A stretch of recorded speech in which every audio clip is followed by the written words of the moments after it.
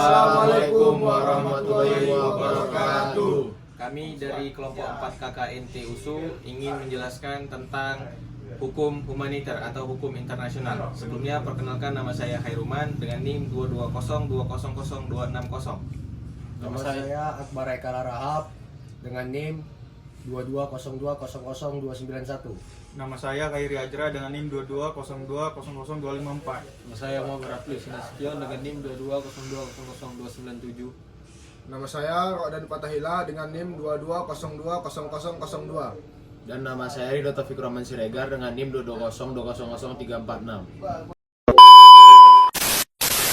Hukum humaniter internasional atau hukum humaniter adalah nama lain dari apa yang dulu disebut dengan hukum perang atau hukum sengketa bersenjata. Hukum humaniter adalah salah satu hukum cabang dari hukum internasional publik yang mempunyai suatu keunikan bahwa sekalipun ketentuan-ketentuan yang mengaturnya dibuat melalui suatu perjanjian multilateral atau melalui hukum kebiasaan internasional, namun substansinya banyak mengatur hal-hal yang menyangkut individu. Hukum humaniter banyak mengatur tentang perlindungan bagi orang-orang yang terlibat atau tidak terlibat dalam suatu peperangan. Dan hukum humaniter dikenal dua bentuk perang atau sengketa bersenjata, yaitu sengketa bersenjata yang bersifat internasional dan yang bersifat non-internasional, atau sengketa bersenjata yang terjadi di dalam wilayah negara. Pada perkembangannya, pengertian sengketa bersenjata internasional diperluas dalam Protokol 1 tahun 1977 yang juga memasukkan perlawanan terhadap dominasi kolonial, perjuangan melawan penduduk asing, dan perlawanan terhadap rejim rasialis sebagai bentuk-bentuk lain dari sengketa bersenjata internasional. Dalam situasi-situasi tertentu, sengketa bersenjata yang tadinya bersifat non-internasional bisa berubah sifat menjadi sengketa bersenjata yang bersifat internasional. Hal terakhir ini disebut dengan internalisasi konflik internal. Namun demikian, tidak semua sengketa bersenjata internal bisa menjadi bersifat internasional apabila ada campur tangan dari negara lain. Dalam hal ini perlu dilihat dahulu sejauh mana keterlibatan negara lain tersebut. Hukum humaniter berlaku dalam setiap bentuk sengketa bersenjata, baik itu perang konvensional, perang non-konvensional, dan perang modern. Bahkan pada situasi tertentu, hukum humaniter juga dapat diberlakukan dalam kerangka perang yang oleh sebagai negara disebut sebagai perang melawan terorisme. Baik, selanjutnya akan dijelaskan oleh rekan saya. Baiklah, di sini saya akan melanjutkan dari teman saya. Yang kedua, B, prinsip-prinsip dasar hukum humaniter. Salah satu prinsip penting dalam hukum humaniter adalah prinsip pembedaan atau discrimination principle.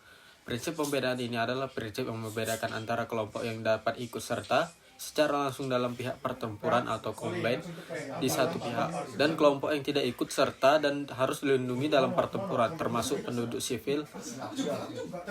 Termasuk di dalamnya juga perbedaan antara objek sipil dan objek militer. Selain prinsip perbedaan, terdapat prinsip-prinsip lainnya, yaitu yang pertama, prinsip kepentingan militer atau military necessity.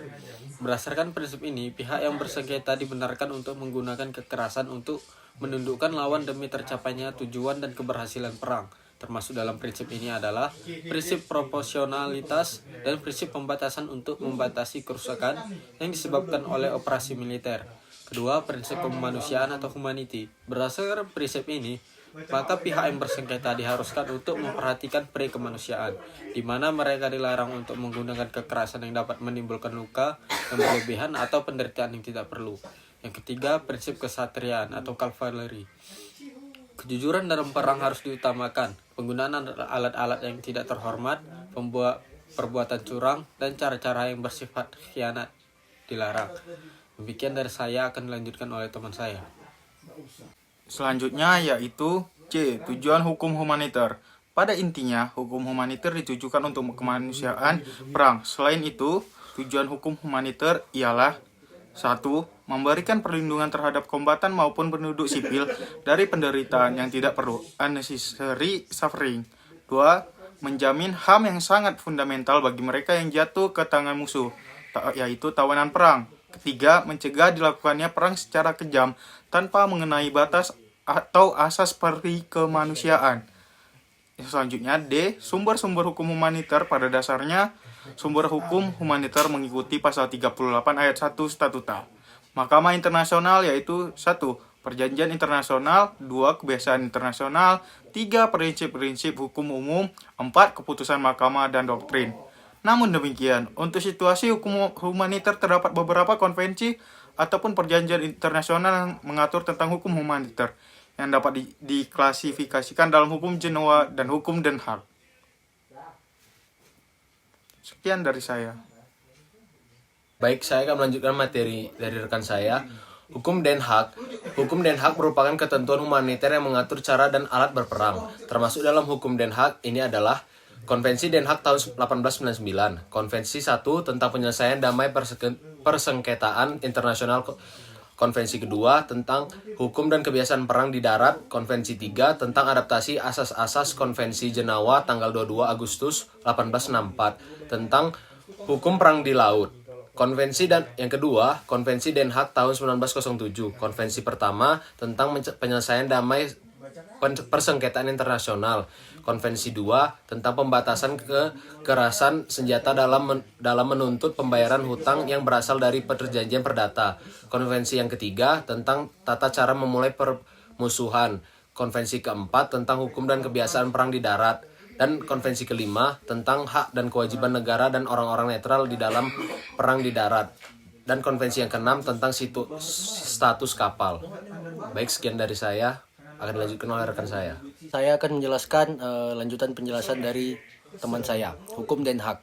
Dagang musuh pada saat permulaan perang, konvensi ke-7 tentang pengubahan kapal dagang menjadi kapal perang, konvensi ke-8 tentang penempatan ranjau otomatis di dalam laut, konvensi ke-9 tentang pemboman oleh angkatan laut di waktu perang, konvensi ke-10 tentang adaptasi asas-asas konvensi Jenewa tentang perang di laut, konvensi ke-11 tentang pembatasan tertentu terhadap penggunaan hak penangkapan dalam perang di laut, konvensi ke-12 tentang pembentukan Mahkamah Internasional tentang penyitaan kontraben perang-perang selundupan untuk kepentingan perang. Selanjutnya, konvensi ke-13 tentang hak dan kewajiban negara netral dalam perang di laut. C. Hukum Den Haag ini masih ditambah lagi konvensi tentang senjata konvensional tahun 1980. Yang kedua, hukum Jenewa. Hukum Jenewa ialah yang mengatur mengenai perlindungan korban perang, termasuk di dalam hukum Jenewa ini adalah 4 konvensi Jenewa 1949. A. Konvensi tentang perbaikan keadaan anggota angkatan perang yang luka dan sakit di medan pertempuran darat. B. Konvensi tentang perbaikan keadaan angkatan perang di laut yang luka, sakit dan korban karam. C. Konvensi tentang perlakuan terhadap tawanan perang. D. Konvensi tentang perlindungan orang-orang sipil di waktu perang. Dan selanjutnya, Konvensi Jenewa tahun 1949 tersebut pada tahun 1977 dilengkapi dengan 2 protokol tambahan, yakni protokol tambahan tentang perlindungan korban sengketa bersenjata internasional dan protokol tambahan tentang perlindungan korban sengketa bersenjata non-internasional. Selain perjanjian internasional atau konvensi yang tersebut di atas, hukum humaniter juga bersumber pada konvensi-konvensi lain seperti Konvensi Den Haag tahun 1954 tentang perlindungan benda-benda budaya pada waktu sengketa bersenjata yang pada prinsipnya menyebutkan bahwa benda-benda budaya seperti gereja, museum, dan sebagainya selama tidak dimanfaatkan untuk kepentingan militer semaksimal mungkin harus dilindungi dari serangan.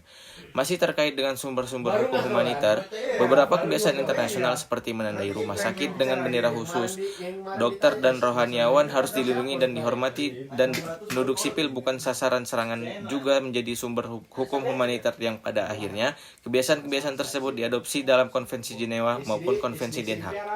Demikian halnya dengan putusan Pengadilan Nasional, putusan Mahkamah Internasional, putusan Mahkamah Internasional ad hoc atau bisa disebut Pengadilan Nuremberg, Pengadilan Tokyo, ICTR atau ICTY juga menjadi sumber hukum dalam hukum humaniter.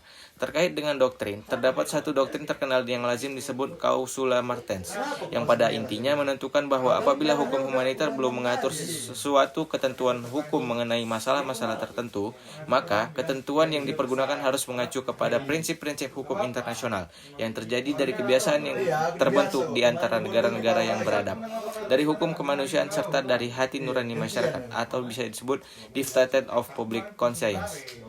Terima kasih. Sekian penjelasan dari kami tentang hukum humaniter dan hukum internasional. Semoga bermanfaat. Billahi taufik wal hidayah. Assalamualaikum warahmatullahi